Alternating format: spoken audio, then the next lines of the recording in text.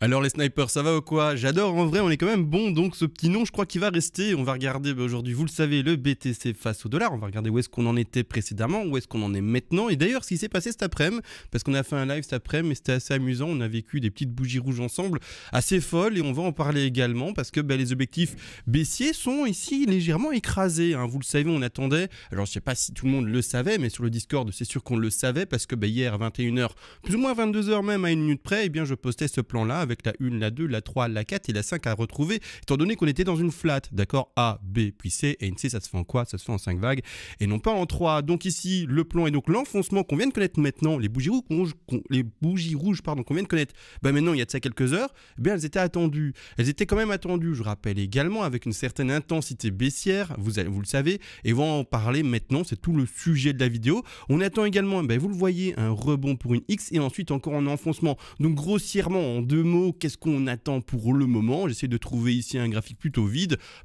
Alors je prends ici un brush, je retire ici clairement, l'élément, c'est un mouvement qui continue un peu à baisser de cette manière-là. On va regarder où serait le niveau de rebond parfait, etc. Bref, vous le savez, on va en parler maintenant. Juste avant, je rappelle tout de même, c'est vrai, vous l'avez vu, on a un Discord et si vous voulez nous rejoindre pour apprendre rapidement, pour voir mes plans jour après jour, pour avoir également des lives, parce que oui, on est au moins 4 fois par semaine en live où on parle, on discute de plein de choses, des altcoins, du BTC, de l'Ethereum. Vous pouvez également me poser des questions techniques par rapport à comment on construit les vagues d'Elliott. Bref, vous aurez compris, un vrai cours particulier avec des analyses sur différentes choses. Et c'est pas fini, vous savez peut-être pas, mais en plus de ça, vous aurez un PDF sur les vagues d'Elliott Wave. Alors c'est pas là, c'est ici, pardon, un PDF sur les vagues d'Elliott Wave qui est ici, et en plus un PDF sur le money management, si c'est pas beau tout ça. Et pour terminer en apothéose carrément, il y a un forum à l'ancienne, ceux qui ont connu les belles époques des forums, pour les personnes qui ont comme moi une trentaine, un peu plus,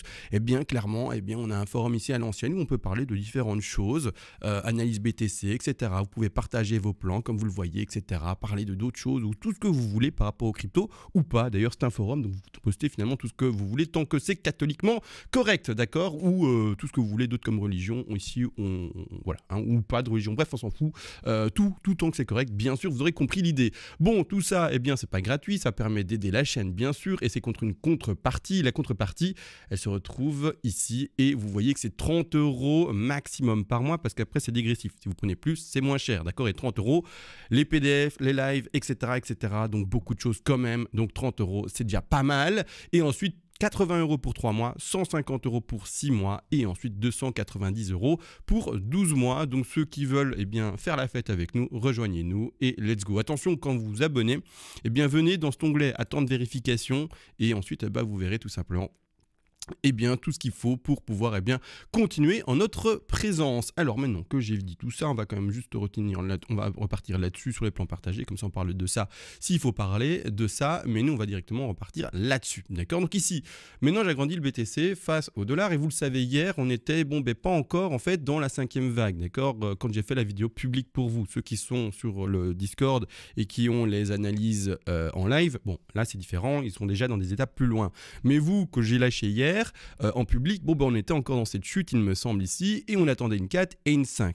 Il me semble qu'on était dans cette direction-là hier, si ma mémoire n'est pas trop mauvaise par rapport à la vidéo d'hier.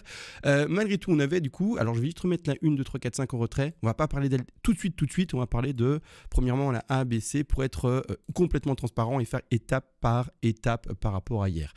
On avait vu la A, la B, 90% de Fibonacci de retracement parfait, donc on attendait tout simplement également à partir de ce niveau la correction, elle a eu lieu, elle a toujours peut-être même lieu, donc on est très content, mais non n'empêche, les objectifs qui étaient baissiers sont 61,8, 100, 123 et 161,8 également, mais personnellement hier je privilégiais un 123% de Fibonacci. Maintenant ce qu'on va regarder ensemble, mais c'est pas compliqué, regardez. Les 123, oh j'ai mal cliqué CMA s'il te plaît, voilà, là c'est mieux ancré. Les 123 ont été percés, d'accord, c'est pas trop un problème, on n'invalide pas du tout la figure en flat A, B, C, on peut aller chercher les 161,8, mais voilà, hier moi, je me suis dit, il y a un beau niveau d'achat sur les 123, ce serait nickel, et malheureusement, entre guillemets, on les perce, donc ça annule la perfection et le sniping qu'on espérait avoir, mais c'est pas grave. D'ailleurs, cet après-midi, on a testé un trade dossier là-dessus, sur les 123, il y a eu un rebond parfait dessus, d'ailleurs ça a été dit dans les commentaires, j'ai vu vu que certaines personnes tout d'un coup commentaient en disant ouais, mais c'est parfait, le rebond se fait pile poil sur les 123. Ça nous a permis d'acheter la mèche, d'accord, sur le rebond là. Malgré tout, ça a continué à chuter, hein, c'est pas ce que je dis, mais il y a eu un rebond intéressant, ce qui nous a permis d'acheter la mèche, de monter notre stop loss sur un stop profit et de finalement avoir un trade qui a été échoué mais non perdant. C'est-à-dire qu'on n'a pas de perte en elle-même, pas de bénéfice non plus, mais pas de perte. Donc ça, on est content quand même. Donc on a fait un test, voilà, maintenant c'est passé. Malheureusement, ça a enfoncé beaucoup plus. Malheureusement, entre guillemets, ça ne touche pas non plus les 168, donc ça nous empêche également d'acheter ce niveau des 168. Mais bon, voilà, le BTC a décidé de finir au milieu des deux. Après, à voir si ça va être vraiment le cas, mais de toute manière, je m'attends maintenant, normalement, si c'est pas maintenant, d'ici peu, à ce rebond de X, et puis après, encore écrasé. Je suis désolé, hein, mais c'est comme je disais au début de vidéo, hein, avec la petite flèche que j'ai faite ici et le brush sur l'autre cours du BTC, c'est un écrasement encore, hein, d'accord. Alors on va regarder jusqu'à quel niveau acheter, etc. Enfin, attention, encore et toujours dans la pédagogie de comment placer un plan de trading et un plan money management, risk management, vous aurez compris tout ça, mais pour la pédagogie, ne faites pas du copy trading bête et niais, je vais vraiment dire cette phrase là, parce qu'il n'y a rien d'autre à dire, d'accord, donc clairement, hein, donc je vous explique pédagogiquement, après vous faites vos propres plans et vous voyez ce que vous voulez faire comme trade, etc., etc. Donc là, maintenant, on va chercher pour le moment ces niveaux, on a un beau niveau de rebond, d'accord, de cette manière, là, la configuration baissière se fait en ending diagonale, d'accord, donc ici, 1, 2, 3, 4, 5, comme on le voyait, hein, d'accord, sur le Discord, donc ça c'est toujours la même chose, hein. 1, 2, 3, 4, 5, on vient de faire la 5, il me semble potentiellement terminé enfin, et on commence le rebond, excusez-moi c'est grave, le rebond de la X, d'accord. Donc ici, hop, je remets le plan, le rebond de la X, comment il peut se construire? Il peut se construire de différentes façons, mais on va privilégier, premièrement, celle en zigzag, on ne se prend pas la tête, on ne va pas directement d'office sur une flat, ou une WXYZ, ou une WXY, ou que sais-je comme autre configuration que vous avez envie de placer dedans. On part sur de la base. Qu'est-ce qu'on va faire? On va plutôt partir au début d'un décompte, et bien sur une zigzag. Donc prenons une zigzag, une ABC, plaçons potentiellement déjà la première A, je sais pas, elle est déjà pas mal forte, etc. Maintenant elle peut encore durer bien sûr, mais je vais donc du coup la mettre à côté et donc pas ancrée sur le top de cette vague là pour bien montrer qu'effectivement on n'est que sur le début d'un rebond potentiel et qu'on va pas être trop agressif en disant qu'on est déjà fait forcément la première A. Donc là maintenant on attend un peu, d'accord, on aura plus d'indications demain, donc vous aurez avec moi plus d'indications demain en vidéo également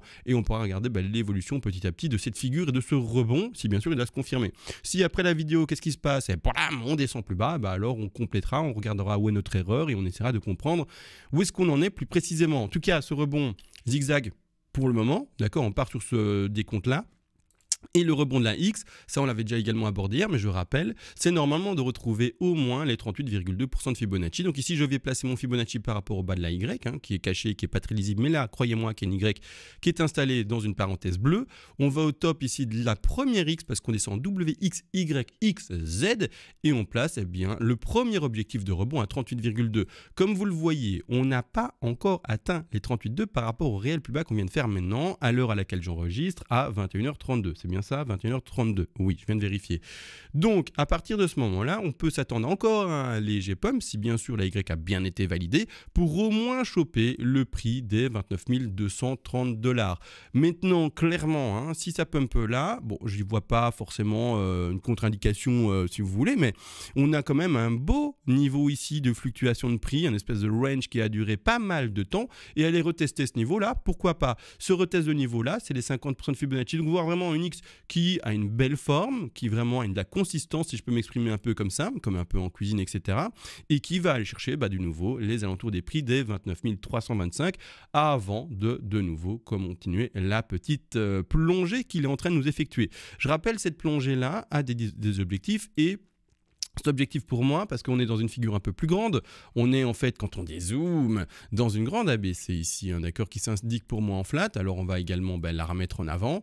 Je vais mettre maintenant ce qu'on vient de travailler un peu en retrait, parce que voilà, on en a parlé, on va la mettre un peu en retrait pour pas gêner la suite des explications. Mais c'est-à-dire que cet objectif-là sont normalement d'aller chercher pour cette grande flat les 90 à peut-être plus bas, d'accord, c'est-à-dire également les 123. Malgré tout, on va privilégier ensemble les 90. Pourquoi ?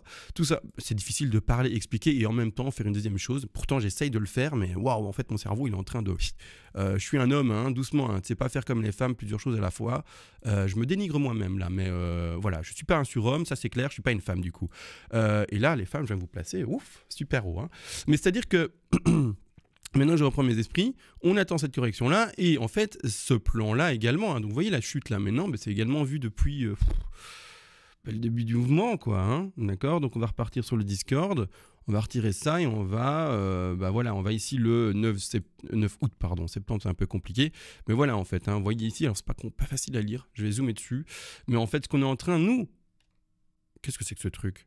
Ah ouais, c'est comme ça. C'est pour ça que ma barre de machin est cachée. Voilà.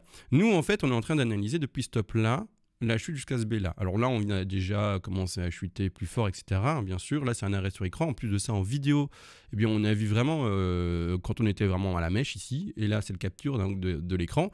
Mais on en est dans ces alentours-là et on s'attend encore à la chute pour la B. D'accord. Et puis ensuite rebondir.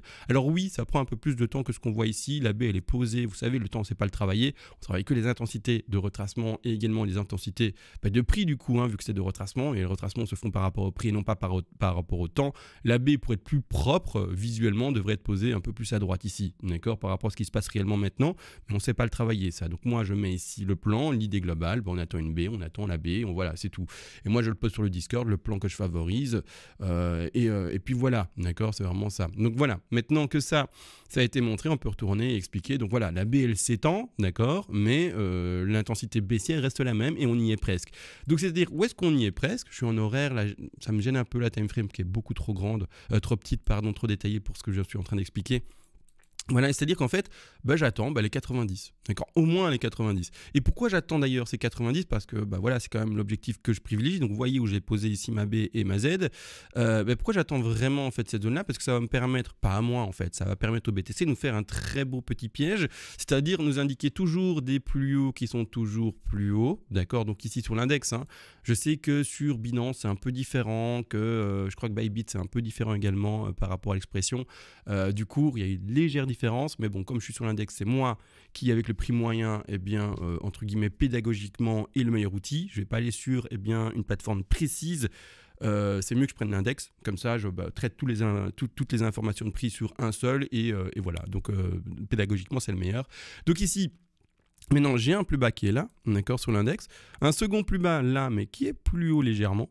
J'ai actuellement, pas encore, mais ce serait ça qui est sympa, de voir encore un plus bas légèrement plus haut par rapport au précédent. Et donc, continuer à pumper, aller rechercher cette zone. Nous indiquer à chaque fois des plus hauts qui sont toujours, vous voyez bien, plus hauts. Nous indiquer finalement un espèce de, donc ça monte, hein, d'accord, un espèce de, voilà, bull flag, non, bear flag, pardon. Bull flag, je dis bull flag. En tout cas, un canal haussier, des gens qui vont se dire voilà, c'est haussier, je pensais aux deux choses, mais au contraire nous indiquer plutôt un bear flag, d'accord. Donc le bear flag, je vais essayer de dessiner hyper facilement avec un brush la première jambe baissière, hein, d'accord, et puis la deuxième, et puis basta, on va chercher cet objectif là. Zone d'achat statistique qui est également installée depuis le 23-24. J'aime bien regarder et remontrer ça parce que c'est franchement beau ce qu'on a fait ensemble comme travail, hein. Franchement, prévoir une correction de 50 à 61% de sa hausse précédente le jour du top, c'est juste fou. Et alors pour le montrer, du coup, rien de compliqué. Mais j'aime bien montrer ça en avant. J'aime bien parce que c'est un travail et c'est vraiment une récompense de voir que son travail est réalisé après par rapport à la fluctuation du prix du BTC. Donc là, on voit le top de 1 et puis on voit la zone d'achat. Regardez bien à droite, ça c'est pris en capture d'écran sur mon téléphone parce qu'il était 3h du matin et j'ai travaillé tard la nuit et j'avais pas mon PC à disposition à ce moment-là. En tout cas, pas PC allumé, vous aurez compris. Et donc je mets mon rectangle d'achat, 50,68 de correction depuis là-bas en haut. Ça prend du temps à chuter, hein, ça fait bref, vous avez compris. Et ça va chercher ici les 27 000 à quelques, 27 000, j'ai du mal ici, mais on est à 27 000 et quelques et 28 000 et quelques, d'accord. Et comme vous voyez, voilà, le plan se construit petit à petit. On va chercher 27 200 et quelques et 28 100.